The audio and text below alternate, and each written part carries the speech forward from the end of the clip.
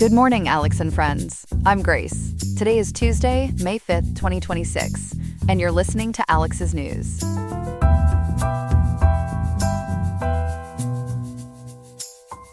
The weather in Riverside today features a high of 60.6 degrees and a low of 53.2 degrees, making for a fairly mild Tuesday. It is Cinco de Mayo, so we wish a happy holiday to those celebrating. On the program, we are examining the situation regarding the Secret Service shootout reported near the Washington Monument to understand exactly what occurred. We also have a variety of other stories on the docket that we will cover as we move through the morning. From breaking news updates to important developments across the country, we have the information you need to stay current. All of this and more on today's episode of Alex's News. Stick around.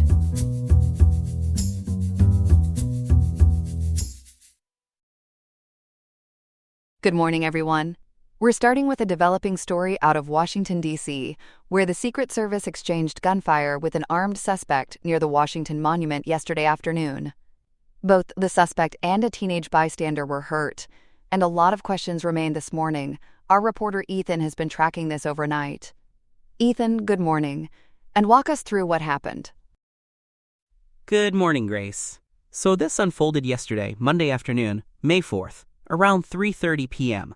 According to reports from WRAL via the Associated Press, the Philadelphia Inquirer, and Boston.com, plainclothes Secret Service agents were patrolling the outer perimeter of the White House complex when they noticed a man acting suspiciously near 15th Street and Independence Avenue Southwest. Secret Service Deputy Director Matthew Quinn said the agents spotted what he called a, quote, visual print, end quote. Basically the outline of a firearm on the man's body. That's what really kicked the whole sequence into motion. So they saw the shape of a gun under his clothes. What did the agents do next? The plainclothes agents trailed him briefly while coordinating with uniformed Secret Service officers. When those uniformed officers moved in to make contact, the man took off running. During the pursuit, the suspect pulled his firearm and opened fire on the officers, and Secret Service personnel returned fire, striking him in the torso. It all happened extremely quickly, in a busy area right on the edge of the National Mall. And we know a teenager was caught up in this. What can you tell us about the injuries on both sides?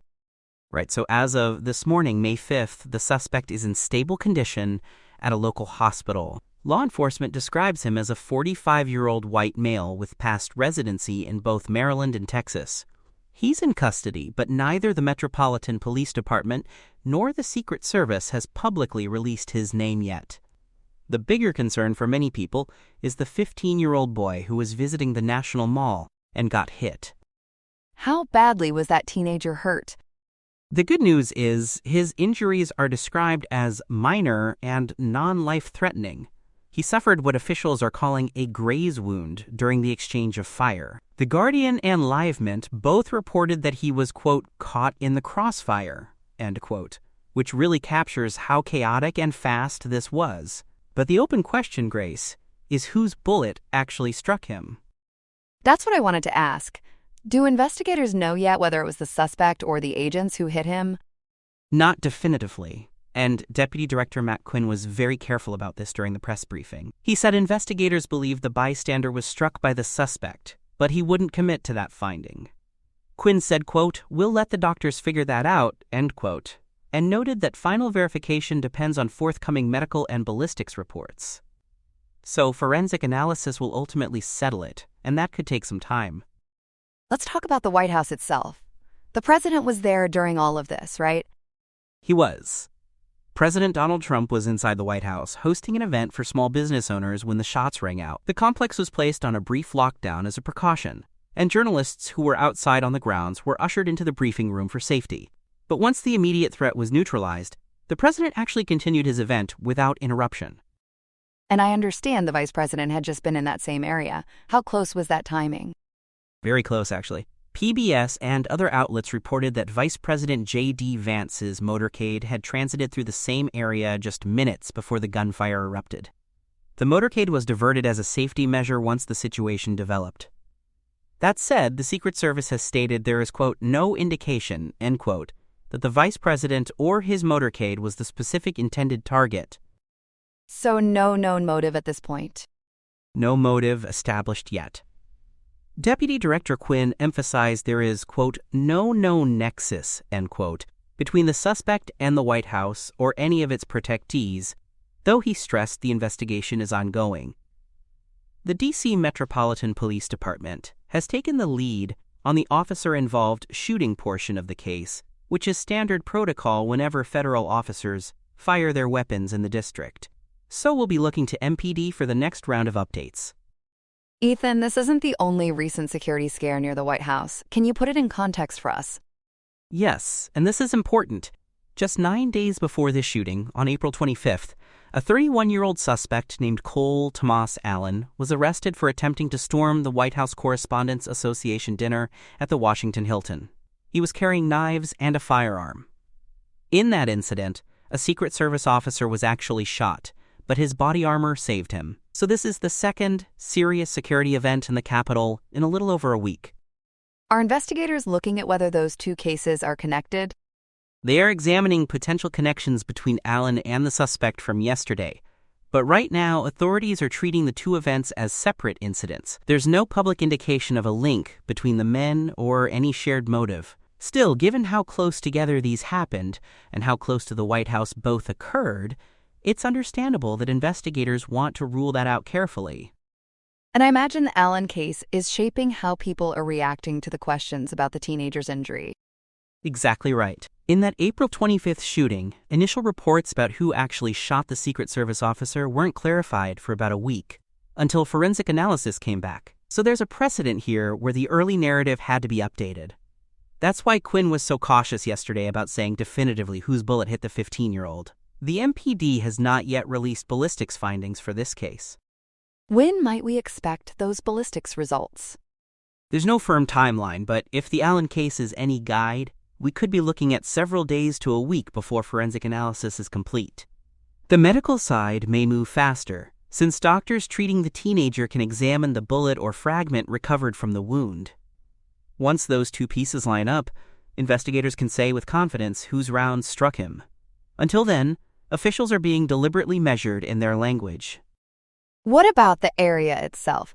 That intersection sees an enormous amount of foot traffic. It really does. 15th Street and Independence Avenue Southwest sits right between the Washington Monument and the White House complex, so on any given afternoon you have tourists, school groups, joggers, and federal employees moving through. The fact that only one bystander was injured, and not seriously, is honestly remarkable given the location and the time of day. It also explains why the Secret Service maintains those plainclothes patrols on the outer perimeter, looking for exactly the kind of, quote, visual print, end quote, that Quinn described.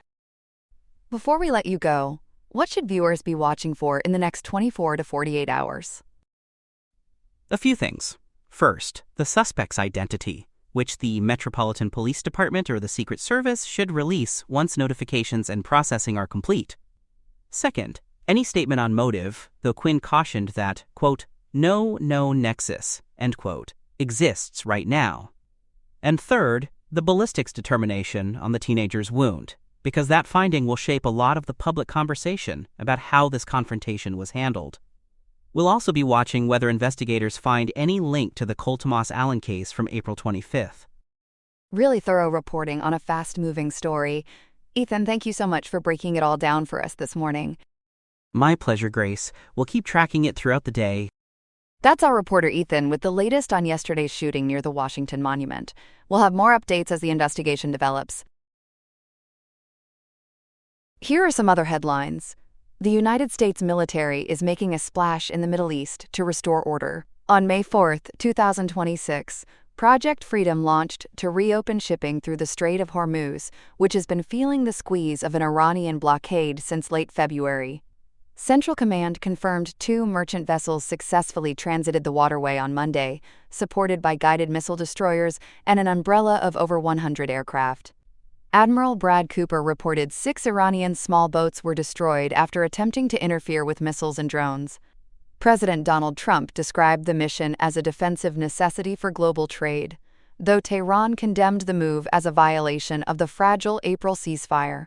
This artery handles 25% of sea-based oil trade, and the blockade has sent regional economies into a freefall. The mission triggered a significant flare-up, with Iran launching retaliatory strikes against a South Korean tanker and infrastructure in Oman and the United Arab Emirates. Hundreds of vessels remain stranded in the Persian Gulf as diplomacy drifts away. At the Supreme Court, Justice Samuel Alito has prescribed a temporary administrative stay that keeps the abortion pill mifepristone available.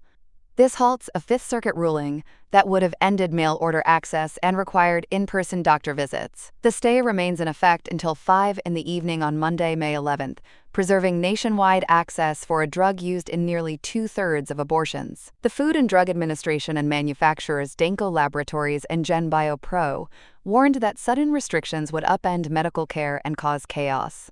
Louisiana officials, who argue the 2021 and 2023 remote prescription rules were unlawful, have until Thursday afternoon to respond to the drug makers' appeals before the court decides if it will extend this legal breather. In the Great White North, the group Stay Free Alberta has delivered 301,620 signatures to Elections Alberta, easily clearing the 178,000 name threshold. This sets the stage for an independence referendum as early as October 19, 2026. Group leader Mitch Sylvester delivered the petitions in Edmonton, citing grievances over federal control of the slick oil and gas sector. While Premier Danielle Smith will honor the process, she does not personally support leaving Canada. The vote is currently on ice, pending a judge's ruling on a challenge from First Nations groups regarding treaty rights. Prime Minister Mark Carney, who took office in March 2025, has not yet issued a response to this test of the Clarity Act. Armenia is performing a strategic pivot away from its traditional security alignment. Prime Minister Nikol Pashinyan welcomed European Council President Antonio Costa and Commission President Ursula von der Leyen to Yerevan to sign a joint declaration. Following the 8th European Political Community gathering, the leaders launched a connectivity partnership and a new civilian mission to counter hybrid threats and foreign interference. The European Union is putting its money where its mouth is, promising to mobilize €2.5 billion under its Global Gateway strategy. This shift occurs while Armenia's participation in the Moscow-led Collective Security Treaty Organization remains frozen. Finally, Tennessee Governor Bill Lee convened a special session today, May 5th, to redraw the lines of political power.